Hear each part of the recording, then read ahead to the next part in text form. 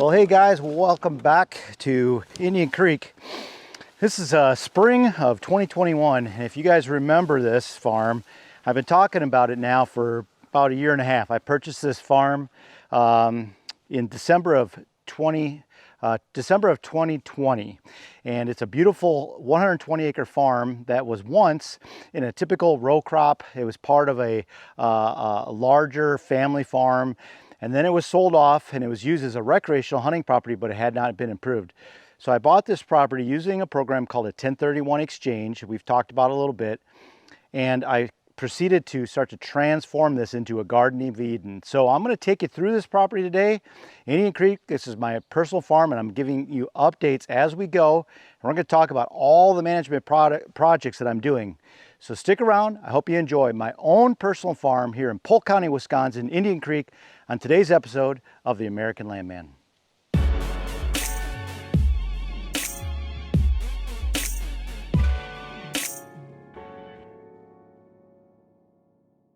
Well, when I purchased this farm, it was in a typical row cropped history, but it was fallow. And I immediately thought I need to start planting some food plots, and I set about breaking the ground. But when I did that, I found that my soil was very dry, very sandy. And by opening up the soil and removing this sod layer, I exposed it to all the elements. The sun, the wind, and rain erosion went to work. On the dry days, it was like a Sahara desert in here. I could see my dust blowing and taking my topsoil with it.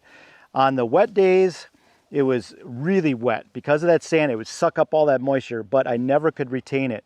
I broke the soil open, I allowed the sun to bake it, and then I fought getting crops established. So I quickly learned that what I do not want to do here is open up my soil if I can, and I planted what you see here. This is winter rye, and this is a rye grain that I broadcast on this food plot here at about 200 pounds per acre. I also had tillage radish in here to help dig down into the soil and bring up the nutrients, but the rye grain is now a great smother crop. I'm out here checking it, and you can see these rye seeds, they're starting to form. In about 2 weeks, these seeds will be nearly formed, and they're going to be in what's called the dough stage. The dough stage is when a seed, you squeeze it, and it kind of mushes like dough. At that point, what I plan on doing is I'm going to come in here. I'm not going to till this under like I normally would have. I'm going to broadcast my seed right into the standing rye, because down below on the ground is open and bare soil. This rye has what's called an allelopathic chemical effect, meaning it suppresses weed growth, not only by the chemical that it exudes through the root system that suppress weed growth, but because I have a canopy that not as much sunlight is hitting the floor. I'm going to plant my seeds in here. They're going to get good seed to soil contact because I do have some open soil on here. Then I'm going to spray it with glyphosate, and I'm going to roll over the top of it. I'm going to crush this down, creating a thick mulch. That mulch will die, and as it holds in the moisture and protects the soil from the beating sun, it will reflect that heat. The soil will stay much cooler. And what that does is allows all of the bioactivity in the soil to flourish. The worms, the mycorrhizal fungi, the bacteria all go to work. The roots of these plants start to reach out, and they create these interconnecting channels of energy exchange. The carbohydrates and the sugars are being exchanged. The carbon, CO2 in the air is being uptaked by this living plant, and it's being put in the roots. That's going to make my soil much more fertile. I'm not going to have to fertilize and use a lot of synthetic fertilizers, and my costs are going to go down. So I'm doing that all across my farm. This field happens to be rye. I've got another I'm going to talk about, and it has a cover crop on it from greencover.com called Summer Release. It's about a 14 blend of seeds, and it's going to create a mass of vegetation that's going to suffocate these weeds and bring a lot of nutrients into the ground from the air, and mine nutrients from the bottom. So let's go there. I'm going to take you a look because I planted it about 2 weeks ago, and the plants are starting to pop. Well, I'm standing here was a 1 acre corn food plot on my farm here. And I can tell you that this was a really popular destination for the deer last fall. I had great production. It was a great standing crop with a lot of cover and excellent food source, and they annihilated. I found some of my biggest sheds here this spring. But the process of making this cornfield was kind of like old man farming. I came in here, this was a sod field. I tilled it open, I broke off the soil, I worked it up, I threw in fertilizers and lime, and in the process I really dried out my soil, and it really hurt to watch these dust devils blow my topsoil away in the process. Eventually I did get a corn crop going here and it turned out okay, but that process right there stuck in my mind that there had to be a better way. And so I started doing some research and I found cover cropping, and I found regenerative farming or regenerative soil building, and there's a lot of, if you could Google that, you'll find more about soil health. And I've really become a convert to that, because what I'd like to do is I'd like to never crack the soil open again, but I'm limited in my equipment. I don't have a no-till drill, and all I've got is a rototiller and a disc. So my goal has been, and it is now, to open up this soil as least as I can, to never have it exposed, or if I do, for the least amount of time I can. So what I did is I came in here with my tractor and I pushed over this corn and I mowed it and I chopped it up and I got it on top of the soil. Then I came in with my disc and I rolled over the top and I basically scarified the top of the soil just enough to get the soil exposed. Then I came in with a seed blend called Summer Release. And Summer Release is a seed blend from greencover.com. Green Cover is a company out of Nebraska. It's got 14 different seeds, mung beans, soybeans, sun hemp, sunflowers. It's got collards and greens and brassicas and clover, just a whole bunch of good stuff. The new science that's coming out about food plotting and farming in general is always have a living plant on your soil. Always have an armor on your soil. Get synergy, get volume in diversity for your soil, and that's what I'm doing. I'm planting a summer crop here that's going to feed my deer. It's going to bring nutrients up out of the soil and take CO2 and carbon out of the air and put it in the soil. And it's going to create a very synergistic, beautiful Garden of Eden on top of this field. So I broadcast at about 60 pounds per acre. The Summer Release is now starting to pop up, as you could see, and I'm really getting a great diversity of plants on my farm. I hope to transfer to a complete cover crop rotation on my entire farm, and right now I'm about 50%. So I've got a couple fields that I'm doing in the tilling the old-fashioned way, getting soybeans and corn growing on them, but 50% of my plots now are in green cover or always have a living root, a living plant on it.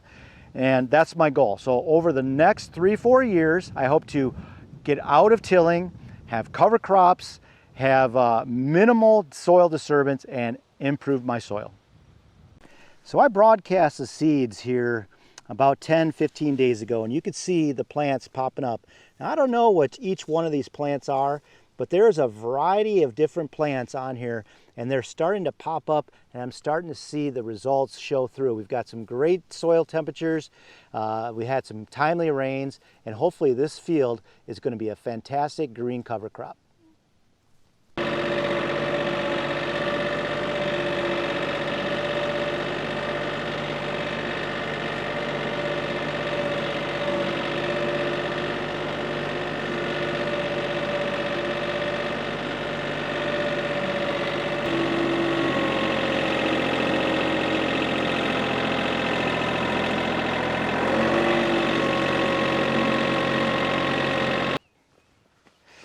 Okay, well, we're on the south side of my farm. I call this south field. This is about a 5-acre field that was just a fallow field when I purchased the property. Probably had cattle in here, maybe it was in corn and soybeans, but it's been fallow since I had it. But last year I came in here with the conventional methods. I sprayed it dead, I tilled it up, and I created a cornfield here. But in the process, I exposed my soil. And the soil that I have here is very dry, it's very sandy, and it dries out really quick, and I don't want to do that anymore. So I'm starting a process of converting this field into cover crops, some switchgrass, and my goal is to always have a living plant on here and never crack the soil again. This field here, though, is going to be a conventional soybean field. I came in here and I tilled this open, I broke the soil out, and because I've had some good rains, I still got good moisture in here, but during the hot, dry summer, what's going to happen is this is going to bake out. It's going to get dry, it's going to get hot. If I don't get something green growing on to hold that moisture in, to cover it and shield it from the sun, it's going to dry out. So I'm going to plant soybeans in here. I'm going to broadcast soybeans on this acre at about 50 to 60 pounds per acre, and we're going to see how it does. If I find that the soybeans are thin and they're not growing in and covering, I'll probably put a rye kicker on top of this. I'm going to overseed this in rye. I'll definitely be doing that in August for sure. I'll be overseeding rye at about 200 pounds per acre on this field. Next year, what I'll have here is a green carpet, much like you saw on that other field. I'll have rye grain up to here, and at that point, I'll broadcast, spray, crush, broadcast, spray, crush, and I'll do that over and over, never opening this soil. This strip in the middle here is a grass strip. This is just fallow grass, and I came through here with glyphosate once. I'm gonna come through it again in June, and again at the end of July, and hopefully I will kill this strip of grass. I'm gonna overseed brassica into that. And then right next to it is a green cover crop field that was once corn. This year it's the green cover summer release. So that's the process. I've got 3 or 4 acres of food right here. The last step, which will be next year, is I hope to have switchgrass growing between these fields so you visually break up the field, and that's what we're going to do. So it's going to be a lot of biodiversity, some excellent cover, and I'm never going to crack the soil. So I'm going to get to spread. Now I'm going to be spreading beans with my hand solo cranker. We're going to put about 60 pounds per acre, and then we're going to lightly disc it to cover it up and pray for rain.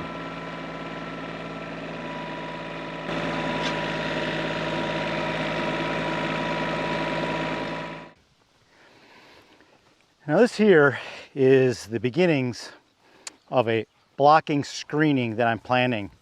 I'm taking a blocking plant by Whitetail Institute, and I have plowed a road here basically about 15 feet wide. The idea that I'm trying to do is I'm going to put a Banks Outdoor 4-man blind right there on that point, and I'm going to screen myself from the main field. I expect these deer are going to come out of the swamp, which is behind the camera, and feed into this field. I have soybeans, brassica, my summer release, some more soybeans. I also want to steer them. So what I have done is I've plowed this road this way to bring those deer, and I've noticed they like to follow that wood line, and then I'm going to actually encourage them to come right down through here, past my Banks blind that I'll have, and then behind the camera I've got another food plot and another stand, and I'll bring them through. So it's kind of, I'm creating a pinch, and I'm creating a travel route, and I'm creating blocking material, blocking and screening so that I can get in and get out very quietly. So the way I did this is this spring, I came in here and I killed this really well with glyphosate, as well as the rest of the field here. I'm going to spray that 2 or 3 more times, but this is dead. I've taken my disc, I've broken ground, I've run it across 3 or 4 times, and we're going to plant this today, and hopefully we'll get a tall screening. So this field is large, and what I found is that the deer don't like to come out into the field during the daylight. They wait till the last minute. So what I'm going to try to do is I'm going to segment this field a little bit and try to break up the sight lines. So during the rut, if these bucks are cruising through here, they're going to have to move through the field to see what's going on in different segments. So blocking and screening is part of my process here at Indiancreek. Well, this is good and dry. This once was just kind of a fallow pasture. The soil's not very good. It's really sandy here, and really nothing grew. Even the grass never got more than knee high. And my plan is this. I'm going to spray this 2 more times this summer. I sprayed in May, I'm going to spray in June, I'm going to spray in July. And I'm going to kill this, and I am going to broadcast into this in the fall a brassica blend. In the spring, I'm going to start setting this up now for switchgrass. I think I got enough food in here, and what I'm going to do is I'm going to gauge by how long my food lasts through the year for the deer that I have. And if I determine that I've got enough food for them, what I'm going to do is I'm going to put this in the switchgrass. It's going to create bedding, it's going to take care of the blocking, and it's going to be a perennial. I won't have to plant it like the blocking material that I just talked about. So this will be a brassica field here, probably about 3/4 of an acre, but eventually this will be switchgrass. So I'm basically getting ready now to do this planting next year. Well, that's about it for the spring planting, guys. It's been quite a process, and I actually had a pretty good summer. I had some great, or spring, I had some good rain, and what you see here with these cracked open fields and bare soil is probably the last time you're ever going to see that, because as I've been talking about, I'm trying to get into that regenerative farming, always have a cover crop, always have living plants on my soil. That symbiogy of the soil with the bacteria and the microbes and the microfungi and the worms and all the critters that live in the soil. I'm always going to try to have a cover on this and pull that natural CO2 out of the sky and put that carbon right in the ground. And it's that cycle. Deer eat it, back in the ground, deer eat it, back in the ground. So I do these videos as much to document the process so that when I get old and I see what I did here, I've got something to remember, but I also do as much for you and the entertainment and maybe some education value. I'm learning as I go. I'm not an expert by any means, but I watch a lot of videos like this online and I put things into action. So if you've got a question and maybe I can help you, you can find me on Facebook, or you can just put a comment below. I'd be glad to answer it. And I'm going to keep documenting the process, and probably in an upcoming video, we're going to see how this turned out sometime in midsummer. So as always, guys, hey, I appreciate you following me. Please hit that subscribe button. Our community is growing. I got over 300 subscribers now, so thank you if you're one of them. If you wouldn't mind sharing this, maybe sharing it with somebody that might also like this video, I'd appreciate it. And as always, folks, thanks for watching. I'm Neil Hogger, and I'm a land specialist for Whitetail Properties Real Estate here on my own farm in Indian Creek Ranch. You've been watching The American Landman.